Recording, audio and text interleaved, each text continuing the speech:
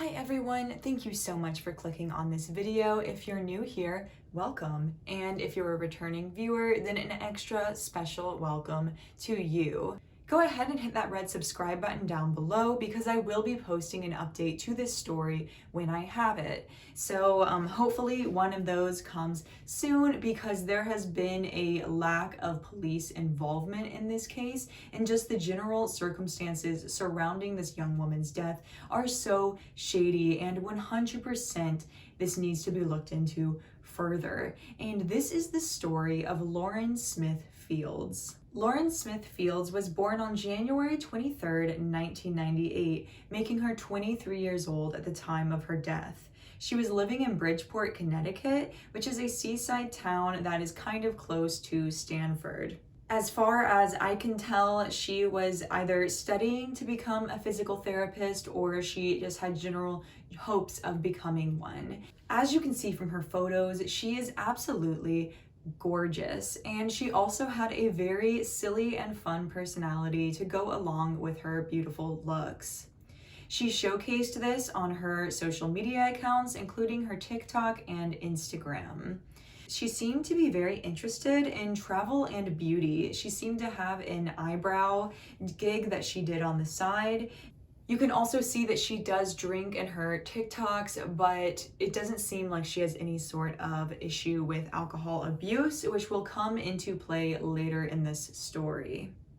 Lauren had a Bumble date scheduled for December 11th, 2021 with a 37-year-old white man named Matthew Lafountain. As far as I can tell, he worked as an engineer, and that is a pretty high-paying profession, but I guess none of that really super matters in this case, but it could come into play later on. Now, if you're unfamiliar with what Bumble is basically a dating app where the women swipe first. So if you're a guy using the app, all of the women that you're seeing have already said yes to you. And then the girl is supposed to message first within the first 24 hours of matching. It is basically, I think it's supposed to be like an app designed for women's empowerment and to make women feel safer, which it's really sad that it leads us to this point, and that is 6 a.m. on December 12th. Matthew makes a 911 call saying that he woke up next to his date and saw that she wasn't breathing. Blood was coming out of her right nostril, and he starts doing compressions on her after the dispatcher instructs him to do so. The responding officer describes him as frantic and, quote, trembling and visibly shaken. Matthew says that he only knew Lauren for 3 days, which makes sense because this was their first date, and that he'd come over to watch movies, eat food, and drink some tequila that they were mixing with soda. During their date, she runs outside to meet somebody, which her family's attorney says was her brother. I'm not really sure what he was stopping by for, but I just thought I'd mention it. And then also Matthew says that at one point, Lauren says that she feels sick and she goes to the bathroom for around 15 minutes to throw up. You know, I feel like that's completely normal to just be out drinking and then you start to feel sick and you throw up, but then you rally and you can still hang out with your friends. So she comes out of the bathroom and continues watching the movie with him when she falls asleep on the couch. Now, according to Matthew, after she falls asleep, he carries her to her bed where he falls asleep next to her. I find that hard to believe, but okay. And then he says that he woke up very early that morning to use the bathroom. And he says that he can hear Lauren snoring. So he uses the bathroom and then he comes back and falls asleep again. And then he wakes up a couple hours later around 6 a.m. and realizes that things seem off with Lauren. And unfortunately, the police pronounce Lauren dead.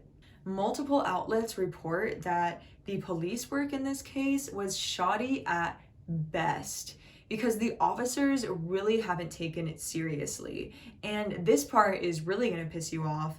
The family found out that Lauren was deceased when her mom was worried after not hearing from her for 2 days, and she shows up to Lauren's front door, and there's a note taped to it saying, "If you're looking for Lauren, call me." And she calls the number, and it's the landlord, and he's the one who tells her that her daughter has passed away.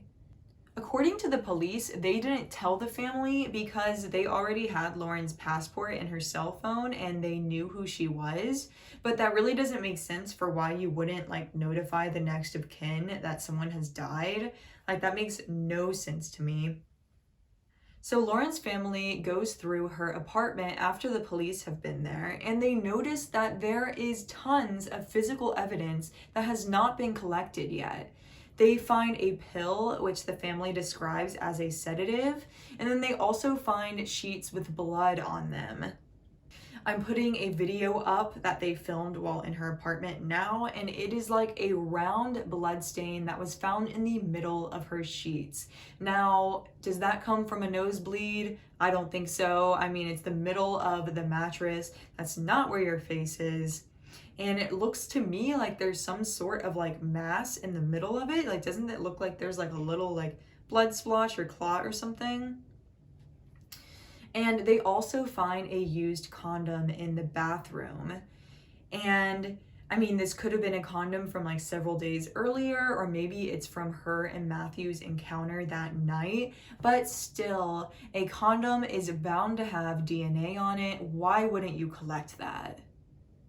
Now, I'm just kind of wondering how this condom would even come into play, because if Lauren said she was sick, at what point did they have sex? If you're vomiting, are you really going to be aroused right after you threw up in a toilet?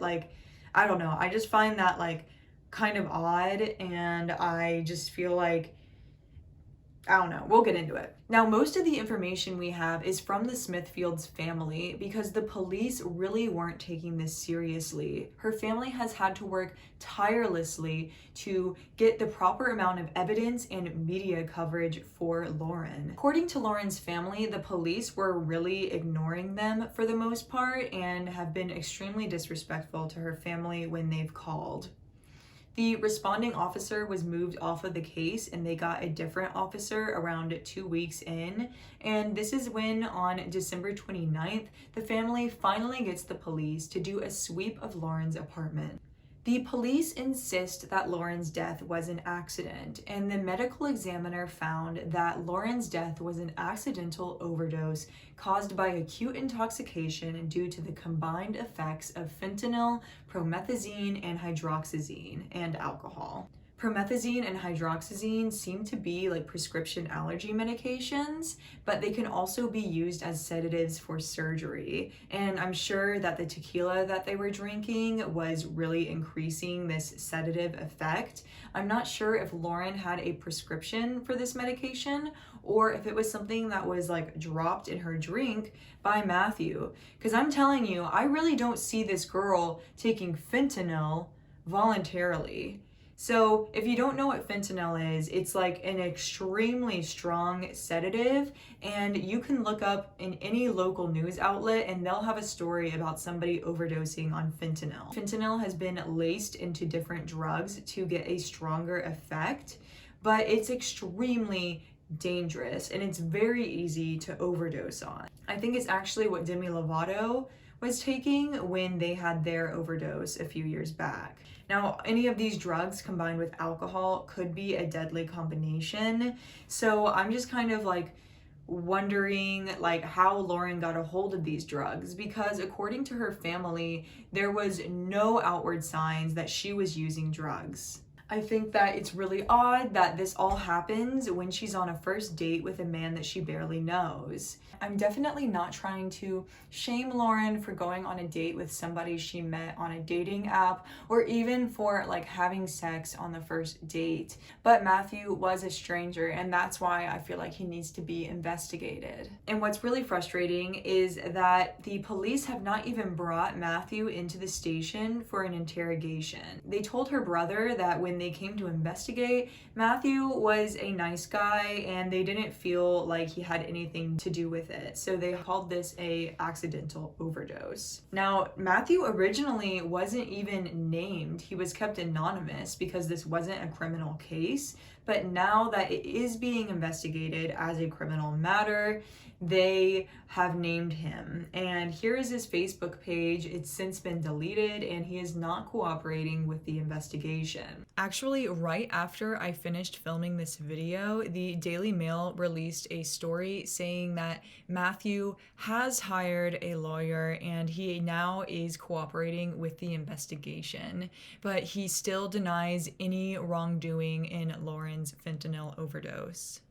Now, I'm not really sure if he spiked Lauren's drink so that he could have his way with her, or if this was something that like he convinced Lauren to take, but I just find all of this very strange, especially since Lauren did seem to care about her appearance and her body, especially if she wanted to become a physical therapist. Why would she be like dabbling in intense drugs like this? The way this case has been handled is a complete travesty. Just the way her parents found out that Lauren had died, and then the fact that like the police were barely talking to them. It's just like absolutely infuriating, because you know that like if this had happened to a white woman, or if like Lauren was black and her date was black, they would have investigated it. You know, like Lauren's family really feels like this case has been swept under the rug due to Lauren being a person of color. Her family has had to pay out of pocket for their own attorney, a second separate autopsy being done, and I think they might have even hired a private investigator. So the fact that like this poor family is having to go through all of this just so that they can get some answers about their daughter's mysterious death is just absolutely heartbreaking. And it's crazy in 2022 that all of this is still happening. As of January 26th, 2022, that is all the information I have for you guys. I am going to link her family's GoFundMe down below if you guys have some spare cash and you'd like to send it her family's way so that they can continue to do their secondary investigation. Then I'm sure that they would really, really appreciate it. This is all just like so shady to me. Like, I'm not saying that Matthew did anything to hurt Lauren on purpose, but I do feel like if you're there when somebody is found dead, then you need to be investigated. Because like, how often do you hear about people dying on first dates? Like, it's completely bizarre and things just aren't adding up. So I'll definitely be posting an update whenever there's enough information to do so. That's all I have for you guys today. If you haven't already, go ahead and subscribe to my channel so that you don't miss the update on Lauren's case when it comes out. And until next time, I hope you guys all have a wonderful day and stay safe.